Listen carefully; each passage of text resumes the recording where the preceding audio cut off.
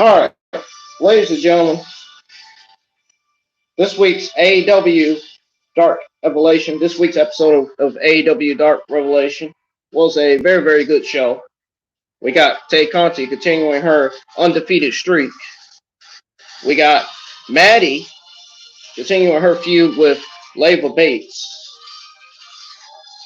And then we have Ethan Page getting his first win on this week's episode of AEW Dark Revelation. And we also got the start of the Orange Cassidy Ryan Nemeth feud, as well as the Varsity Blondes getting another win, adding another win to their win streak. And folks, we're going to talk about it. Of course, we're going to go over it all.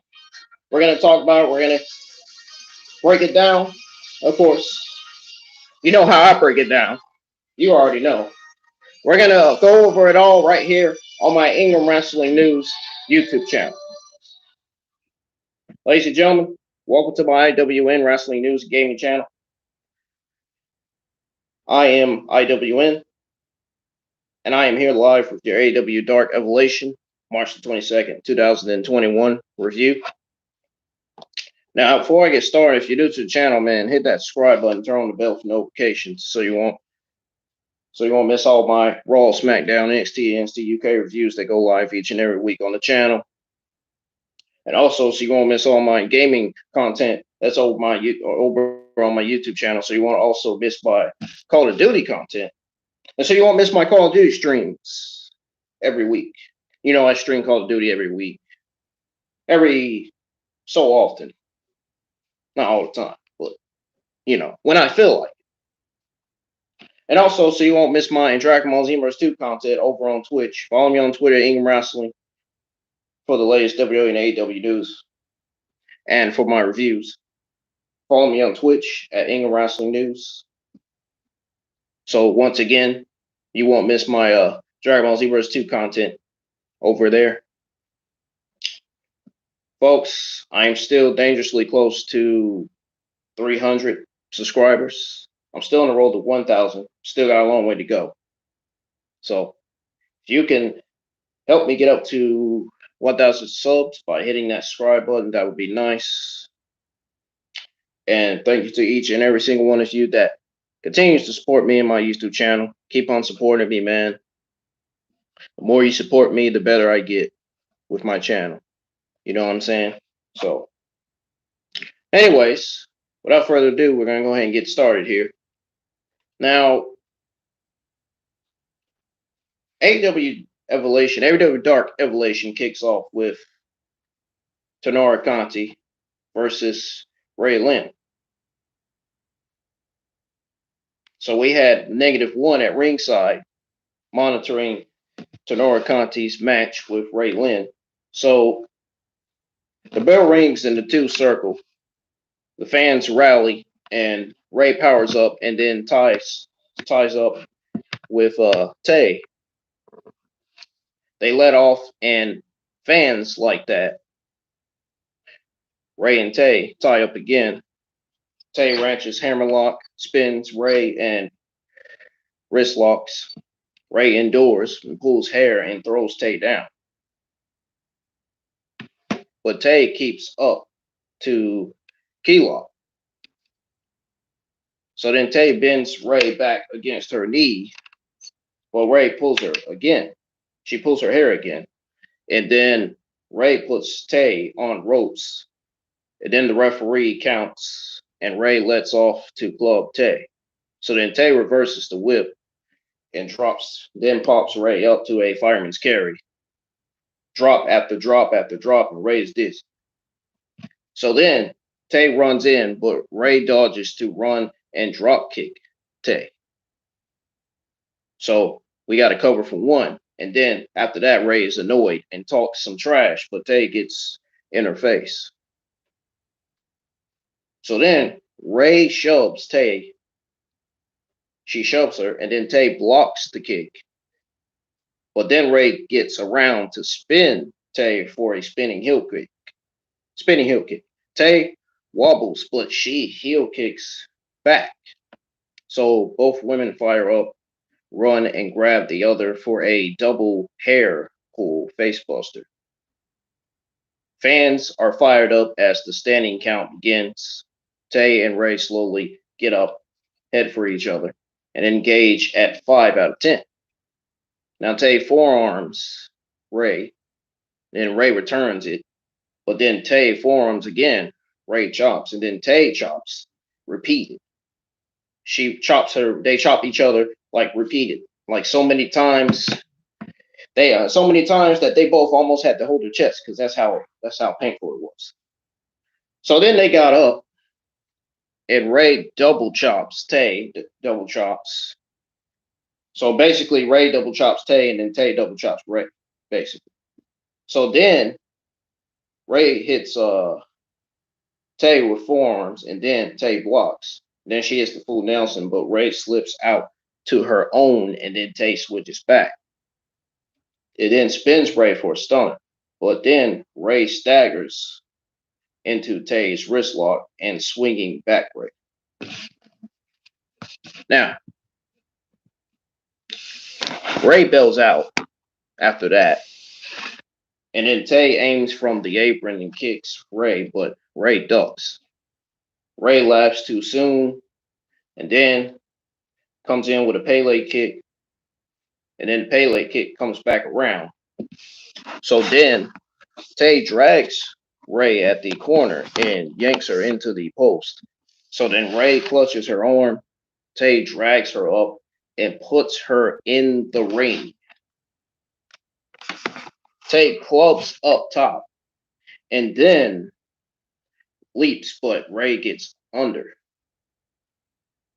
So then Tay rolls and comes back to boot, and then knees, and then Tay reels Ray in for the hammerlock DDT.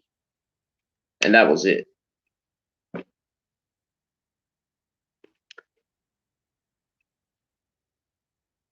So we know Tay's rolling through her competition, but there's still a lot left to do before challenging for the title.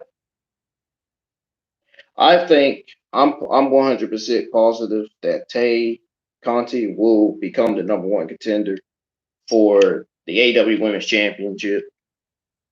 She absolutely deserves to be number one contender. She has so much potential, but mainly Thunder Rosa deserves to be number one contender. I mean, you just seen her match against Britt Baker. That should be enough to tell you right there that she definitely deserves another title shot.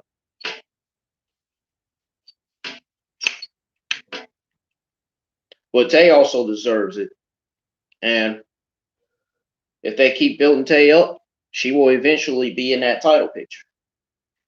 AEW needs to keep building her up, needs to keep making her look better. You know, make her stand out, make her look like the most dangerous babyface in the entire women's division. That's what they need to do. They need to make her look absolutely phenomenal. If they can do that, then they are on the right track. Now, we got Lee Johnson with Dusty Rhodes versus Adam Priest. Now, how many of you saw this match on Dark this week? Seems like Lee Johnson. Seems like Shorty Lee Johnson is getting built up for something. I don't know if he's going to have his first feud in AEW or what. But it seems like I've been seeing him on Dark a lot lately.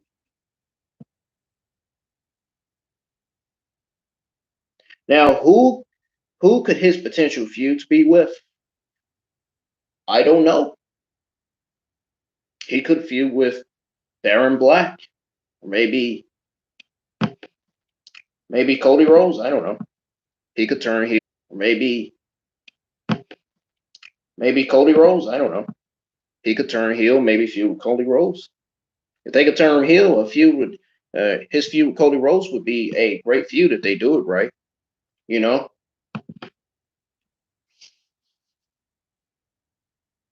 Don't forget, Big Shawty was profiled as the first AEW Rising Star.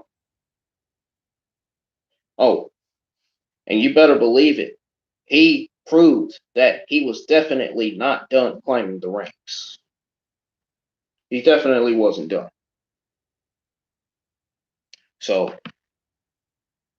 the bell rings and the two circle fast as they fill out the gap. They tie up. Priest gets an arm and wrenches to a wrist lock, but Johnson rolls and handsprings to wrist, Rich, and ring Priest out.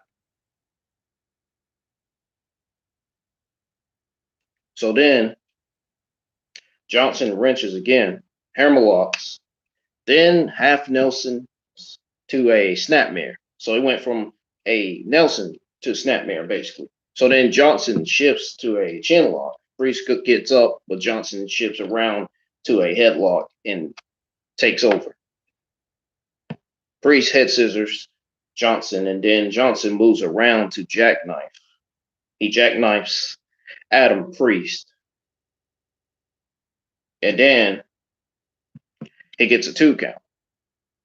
As Priest bridges up, Priest spins it around, but Johnson turns the backslide against him. So then, against him. So then,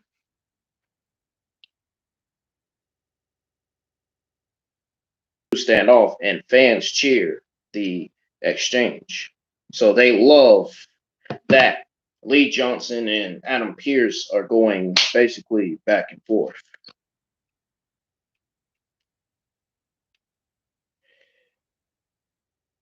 This was an awesome start to this match to watch. It was great to watch. I think instead of Raw, people need to be instead of a 3-hour waste episode of Monday Night Garbage on Raw. I think everybody should start watching AEW Dark Elevation, because I think watching AEW Dark Elevation is a lot better than watching Raw. This match between Adam Priest and Lee Johnson showed the reason why you should watch AEW Dark Elevation, because they have great matches. They always have great matches booked for that show. And this was one of the great matches that was on this show.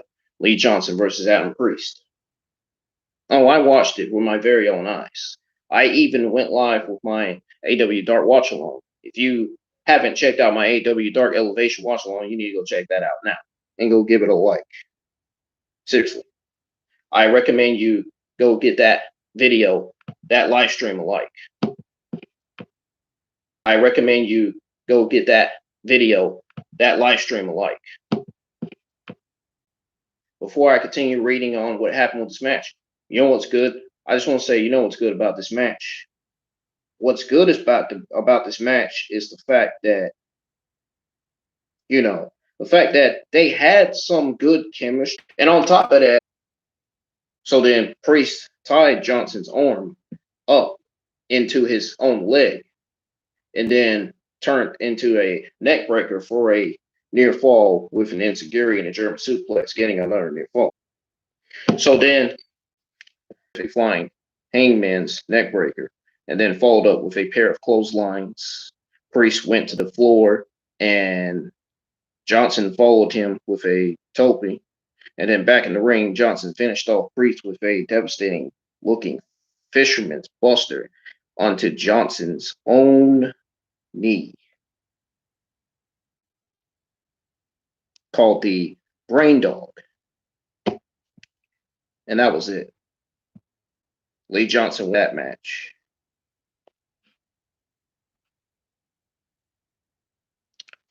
So then we got the Varsity Blondes versus Del Sol, and we got the Varsity Blondes versus Fuego Del Sol and Jake St. Patrick. So before that, we got a backstage interview with Ryan Nemeth, Dolph Ziggler's brother. Those of you who don't know Ryan Nemeth, he's Dolph Ziggler's brother. He's from the same state as Dolph Ziggler. He's from Hollywood himself. And from watching his matches, he's not really too bad. I mean, he does some good things in the ring, but not all of what he does is good. Hollywood Punk has a huge match. Had a huge match this week against Orange Cassidy. Now, how he was getting prepared for someone of that caliber, he said he would be the first to admit Cassidy's too cool. The hair, the shades, the denim, the hands in. No, Nemeth can't even pretend. Now, as a trained, athletic, serious professional wrestler, nothing discusses and offends me that someone like Orange Cassidy may think he's cool, but Nemeth will show him he's no honk. So that's what Ryan Nemeth says. And then we got the Varsity Blondes versus Fuego Del Sol and Jake St. Patrick. Folks, let me know in the comments below your thoughts on this matchup here. I thought this was a really, really brilliant match. It was a good showcase win for the Blondes. Injuries. 8-9 in the tag team division.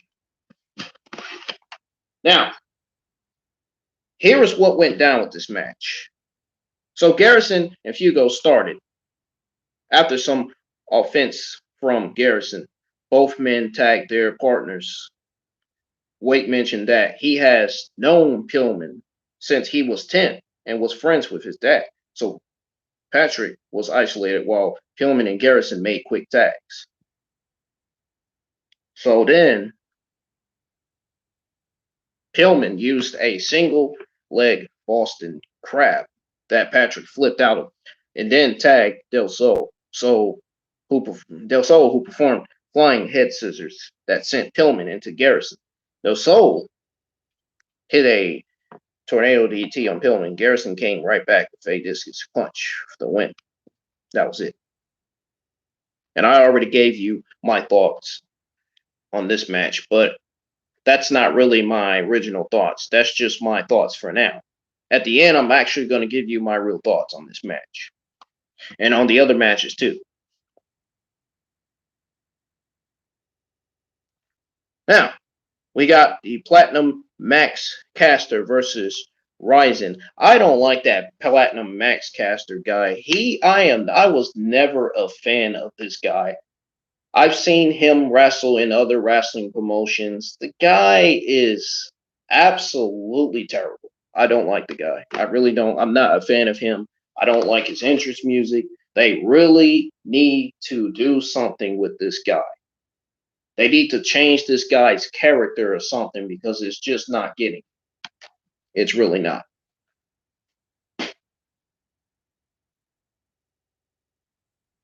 I don't even know why anybody would be interested in Max Caster. I don't get it.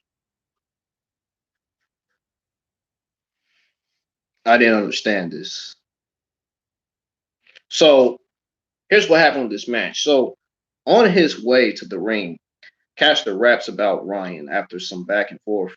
Caster tweaks his knee and Ryzin takes control. It didn't last long as Carter hit a lariat on Ryzin. Caster worked on the arm. Ryzin missed a springboard moonsault as Caster brought his knees up. Caster went for a suplex and his knee gave out. He recovered and was able to hit a brainbuster suplex. He climbed up top and hit the top rope elbow for the win. Now, the matches were clumsy at times, which hurt it overall. But, you know, at the same time, that's part of why Dark Elevation exists, so that wrestlers like Caster can get more reaps in. Yeah, he needs some more improvement. His entrance music needs to change. His character needs to change. They need to do better with this guy because they're not doing better with this guy. This guy is out here rapping, looking like a complete embarrassment. They really need to do something with this guy. Seriously. They really need to do something with this guy that'll make the fans stand out. That'll make the fans actually care about him. You know, they need to do something with this guy that'll make the fans actually be fans of him instead of not being fans. Because right now, he freaking sucks. And there is not one person in the IWC community that's a fan of Max Caster, nor knows him at all.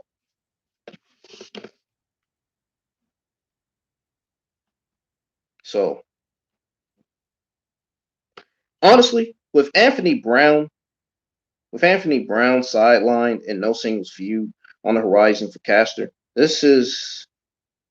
I will admit, this is as good a spot for him to be in this early in his career, especially if he continues to win. Well, all I got to say is, man, change his interest music and please change his character, because that is not a good character for him. That is not a good interest for him. You need to give him a dangerous interest with dangerous music. You need to make this guy look dangerous. You need to make this guy look stand out well. You know what I mean? So, make him look like it, what I'm trying to say here. So, anyways, we got a Rising Star segment. Red Velvet, her dad was a boxer. Her dad was a boxer, and she grew up going to the gym with him. Sorry about that noise. Obviously my PS4 is playing. My PS4 is obviously on. But anyways, her dad was a boxer, and she grew up going to the gym with him. She realized early that she was not destined to be a boxer, and she always felt like she wanted to fight through and become a professional dancer. So she became a wrestling fan at age 9 with her mom and fell in love with her. She thought she could combine the entertainment, fight, be beautiful, and dance. In 2015, she found a wrestling school. Cody Rhodes mentioned how Red is not even signed yet, but when Iron Anderson presented her to be Brandy's replacement, she didn't glad hand or wait for hugs. She said what she needed to say and left. She rose to the occasion, and Cody and Brandy Rhodes have all the confidence in the world in her. And he hopes that she parlays into a full career in AEW. So there was talk about seizing a moment during this pandemic, during these crazy pandemic times.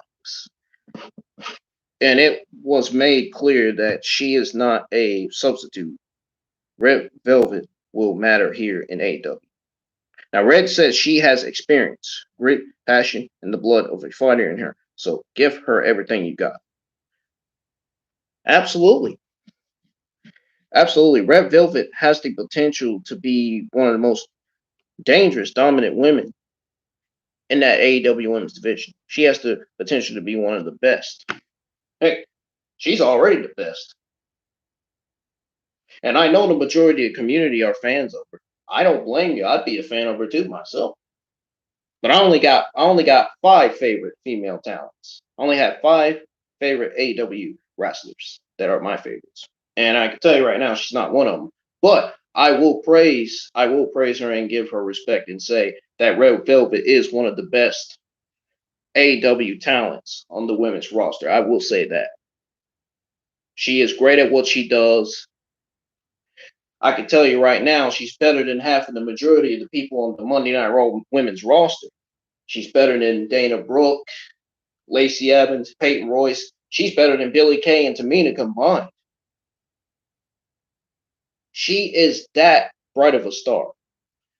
Red Velvet definitely has a bright future ahead of her. She definitely has a bright future. She really does. So, anyways, we got Leva Bates, which is another female AEW female talent that I am not a fan of. I don't want to say that I like her, but I'm just not a fan of her. Now, don't get me wrong, she looks beautiful and gorgeous, but I'm just not a fan. So we got Leva Bates and Madi versus Big Swole and Red Velvet. Now, Madi is one of the 2 of my newest favorite AEW wrestlers. I saw her match 6-7 days ago against Vaxon, Vert Vaxon. Is that her name? I think it's Vert Vaxon.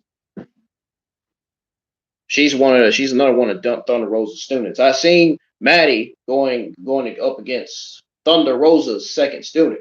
Now Madi is Thunder Rosa's first student, I think.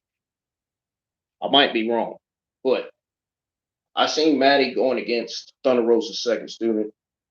They're both Thunder Rosa's students. Vert Vaccine, and Madi. But this match really didn't last long, basically. So Siobhan said that Madi and Leva are 1-1 against each other, but have never teamed before.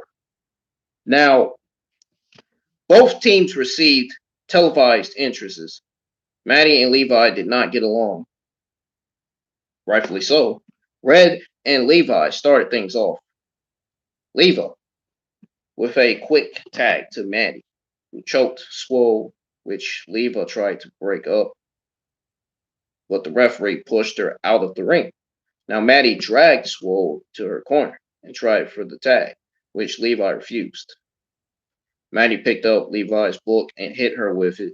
She absolutely deserved that because Leva should have been the legal woman in the match. Madi should have been, you know what I mean. You know where she should have been. But Leva should have been legal. She should have took the tag. She went over there. She went on inside the ring. She tried to tag Leva in. Leva refused. So you can't blame Madi for hitting her with the book. Man, if my tag team partner would have refused to tag me in, I think I hit somebody with a freaking book too myself. Can't blame her. I'd be like, fuck you. I'm hitting you with a book. Bam. That's your ass. Anyways. Madi dragged Swole to her corner and tried for the tag, which Levi refused. Madi picked up Levi's book and hit her with it, and then Levi walked out of the match, leaving Madi alone. Rig tagged in and took advantage and won with just deserts. Madi would have held her own in a match against Big Swole and Red Velvet anyway. She didn't even need Levi. They could have AEW should have gave her a heel tag partner. Why would they go with giving Madi Leva Bates as her tag partner? Leva Bates is a babyface, not a heel. Look right. I don't know what that was. I don't know what the hell that was about. But Madi is continuing. There's a lot of reasons why Madi is one of the two of my newest favorite AEW talents. Well, she's one of the 5 of my favorite AEW wrestlers. That too. She has potential. Her wrestling skills are great. She has that orthodox style like Nikki Cross. And she's dangerous. She's a dangerous heel. She's a star. She also has a bright future. And she will be future AEW Women's Champion. I believe that wholeheartedly. I don't care what anybody negative in the IWC community has to say. And you know what I mean by IWC community, internet wrestling community. Hello.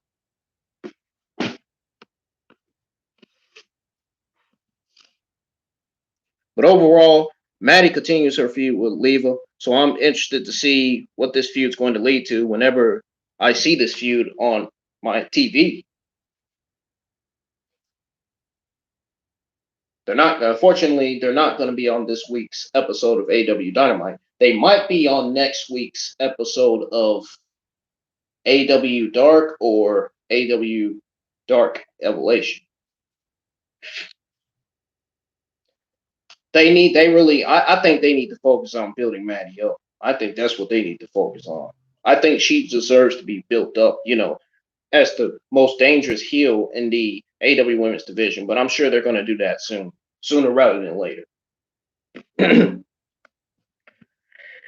Anyways, so after the match, Jade Cargill and Nyla Rose walked out with Vicky Guerrero and stared down Swole and Red. So there was some business going on. Some business going on there. Some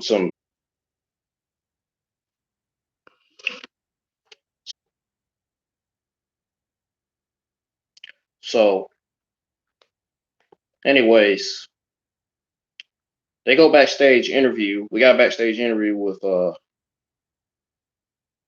Ego Ethan Page. Oh, Ego Ethan Page. Yeah, we got backstage interview with him. So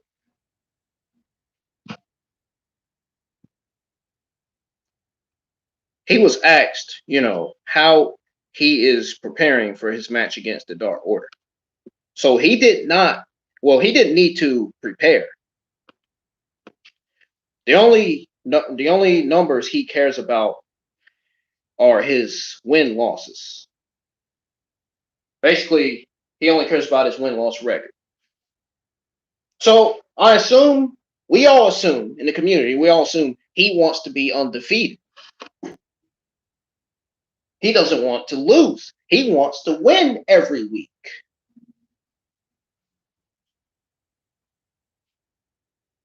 He wants to win every week.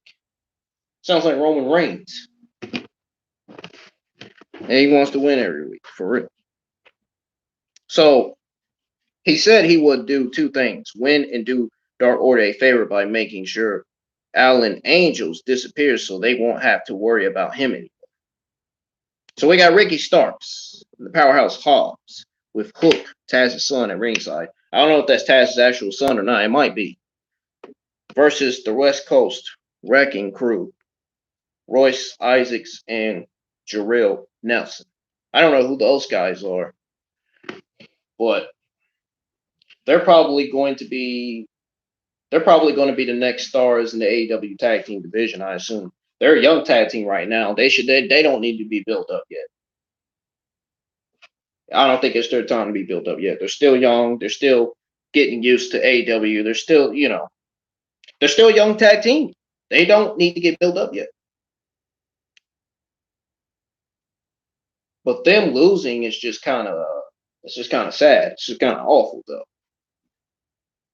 But hopefully once they build them up, sooner rather than later, in years to come, they'll be able to get wins. So I ain't worried. So here's what happened to this tag match between Team Taz and the West Coast Reckoning Crew. Hobbs show off his power early. Starks tagged in. Isaacs hit a stunner on Starks. Then Nelson performed a top rope crossbody back.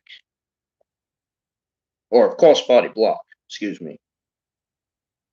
Hobbs broke up a pin attempt and hit a spinebuster on Isaacs. Hook trapped Isaacs, and Starks hits the Ross Humbo for the win. That was it. This was basically another squash match showcasing what Team Taz can do, Because, they did lose to Sting and Darby Allin at AEW Revolution. So now I think AEW is trying to build them up. Maybe they could be building them up because maybe Team Taz could be the next challengers for the AEW Worlds or for the AEW World Tag Team Champions. So here's what I think. I think when the Death Triangle wins, I think Death Triangle's first opponents for those titles are going to, I don't know, Danny Limelight. I don't know who Danny Limelight is, but I can tell you right now, he is pretty good. He is pretty good in the ring. His character's creative. And that's what you need. You need a type of superstar with good creativity, with a good creative entrance, with a good creative character. You don't need a superstar that's going to go with the same fucking character and then go with the same entrance and then go with the same finisher as the other superstar. In matches. Have a superstar that's going to look great as both a heel and face. Like Kevin Owens, for an example. Look at Kevin Owens. He's doing great as a babyface and a heel. He can do both. So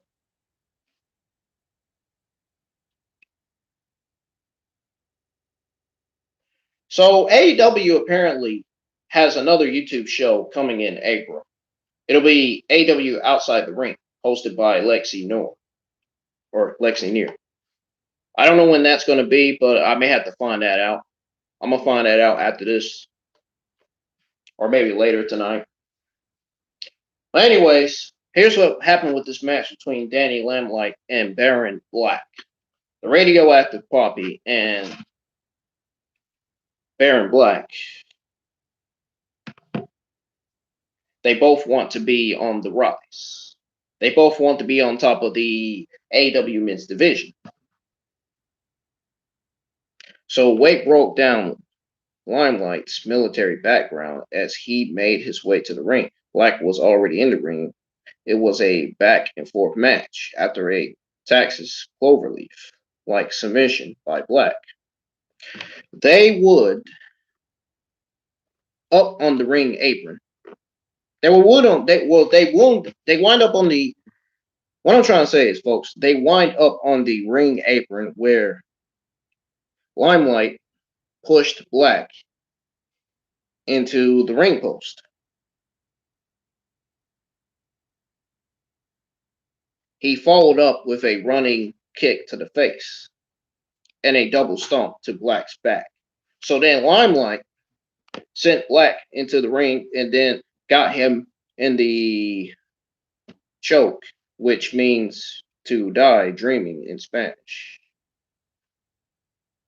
Now you can I don't know. I don't know what this word. I don't know what that means in Spanish, so I did say it.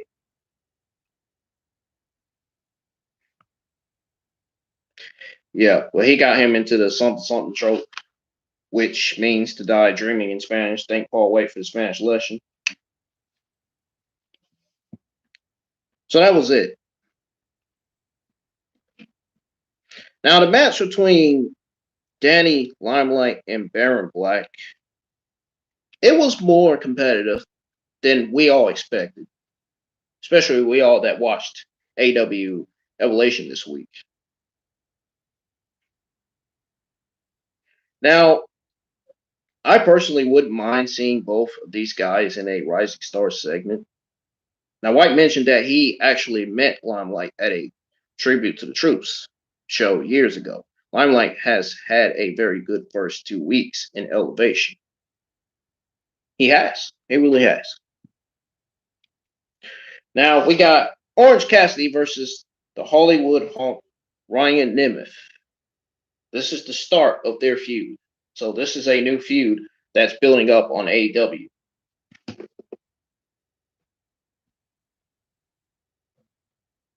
So both men received televised entrances, as this is the first of 3 main events.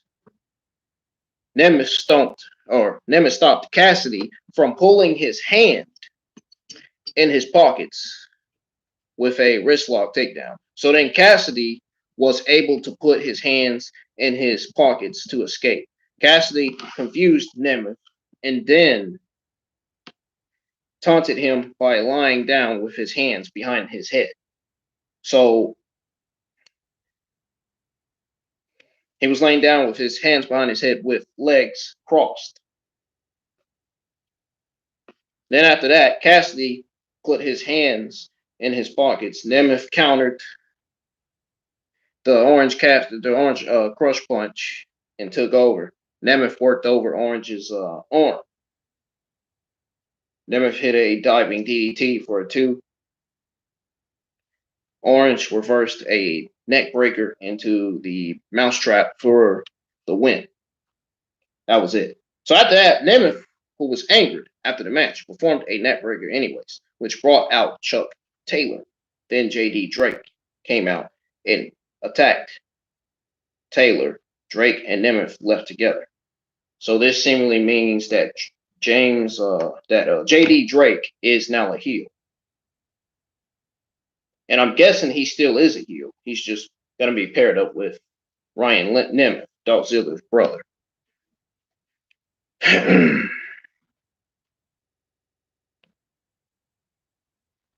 So we got All Ego Ethan Page versus Dark Order's Allen 5 Angels.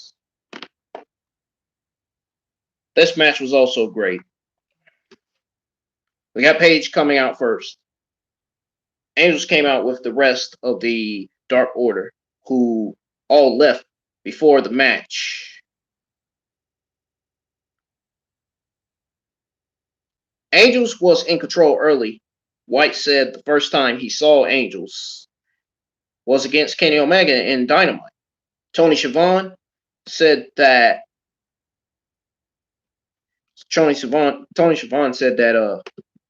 that was about a year ago. White said he has eyes on this for a while. Angels missed a splash into Page, who was hung up on the ropes after Page moved. A short time later, Angels hit a splash. Eventually, Page took back control and was able to win with Ego's edge.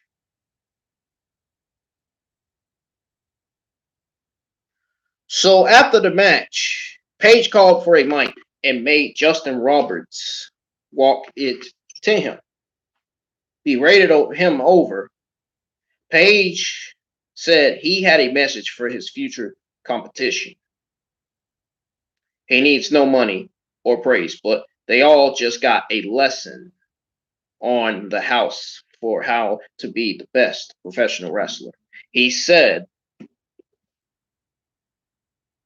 everyone watching at home should get used to his face and seeing him rack up win after win, because he will be here for a very long time.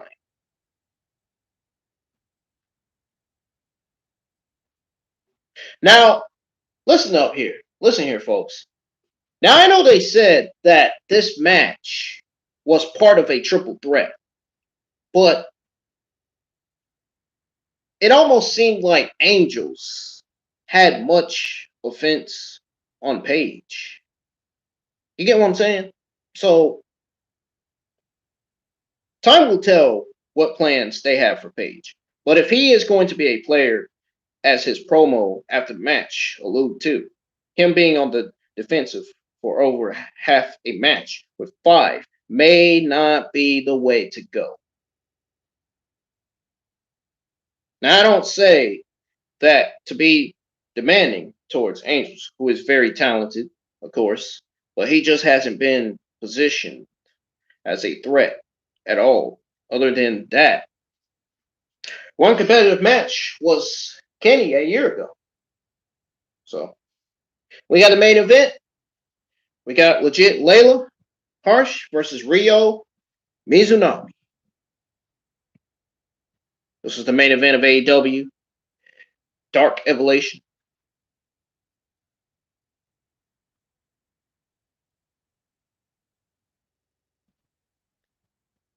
Now we got Leyla stroked off a couple of chops from Ryo before the chops finally overcame her. Ryo did some weird minning and Leyla took control. So Leyla threw a headbutt and then placed Ryo on the top rope before performing a top rope Hurricane Rana, followed by a knee strike and a release German suplex. Leyla attempted a cross arm breaker. And then Ryo was able to block. Ryo came back with a leg drop.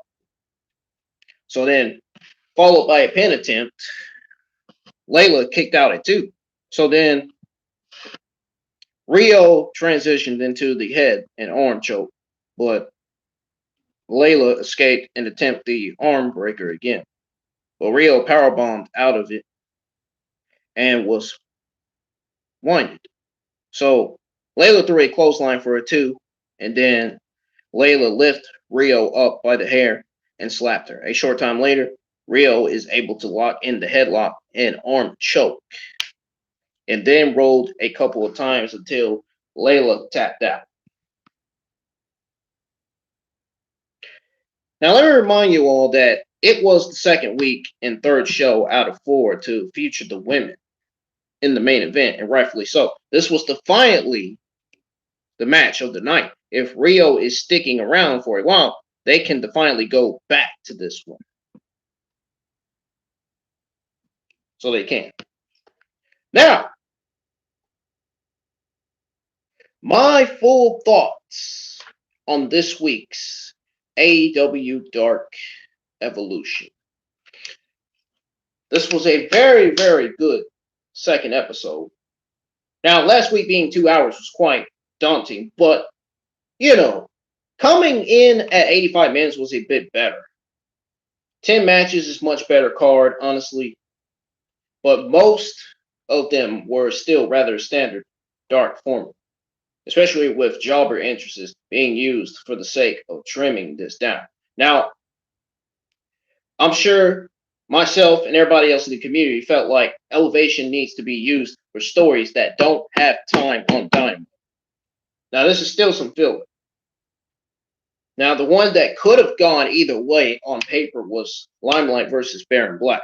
But it's great to see the Limelight. It's great to see that Limelight is moving up to being one of those established names. Now, he even has a nickname now. Now, hopefully, I'm sure the Limelight fans on Twitter will probably hope or should hope that he gets to be at least a TNT Championship challenger for Darby Allin's TNT Championship.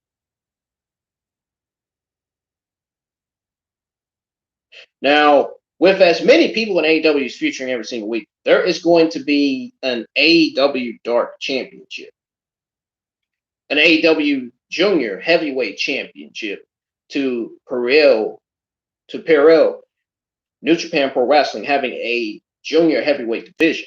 Now, a guy like Limelight could totally surge up in a division like that. The Triple Threat main event was all right. I don't think either match was all that long. But I do find J.D. Drake going after Chuck an interesting detail to Cassidy and Nemeth. But I also think it was kind of awkward, too. Ethan does great on the mic, both before and after a solid match with Angels. He'll definitely be a TNT champion at some point. Now, Rio versus Leyla was good, deserving of being the main event. Rio seems to be sticking around, so winning makes sense. She'll probably build in the background of whatever happens with the title.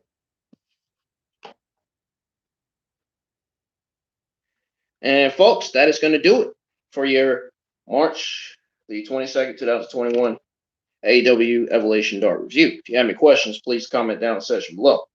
If you enjoyed this review, if you enjoyed listening to me, hit that thumbs up. If you didn't enjoy it, hit the thumbs down. The thumbs up helps the channel, helps my videos and live streams, and it certainly helps me. So, and also your votes on the poll on Twitter, motivates me to get better. But anyways, folks, I'm going to get on out of here.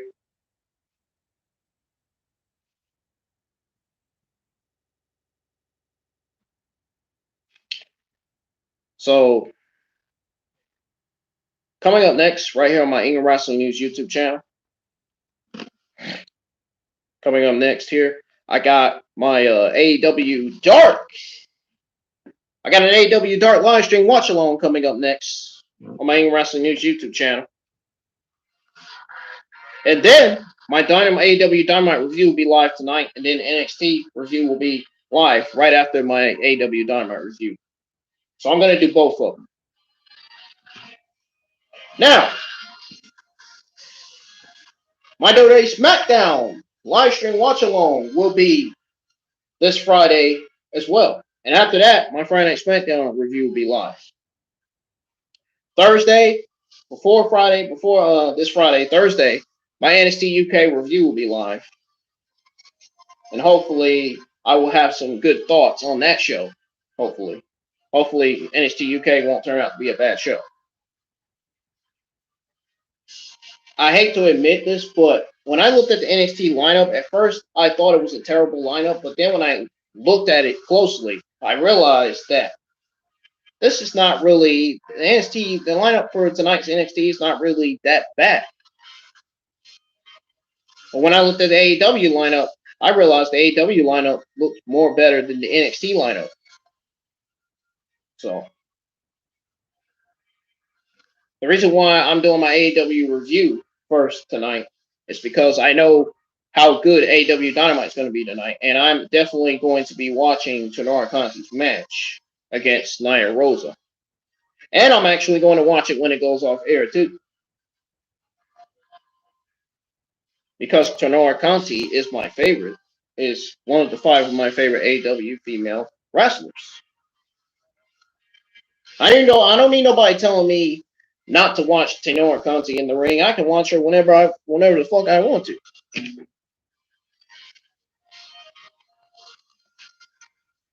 So anyways, I'm getting out of here. I'm getting ready to set up the live stream for my AEW Dark live stream watch along. So those of you that want to have a listen to my TV, want to have a listen to the action on AEW Dark, come on in, join the chat. And those of you that want to chat with me, come on in to the next live stream and chat with me, man. I am happy to chat with any of you. Doesn't matter who it is. So, peace. I'm getting out of here. See you on the AEW Dark live stream watch along. And most importantly, see you on my AEW Dark review. Or, no, not AEW Dark review, but AEW Dynamite review tonight. And also, after that, I will also see you on my NXT review. Peace. I'm out of here.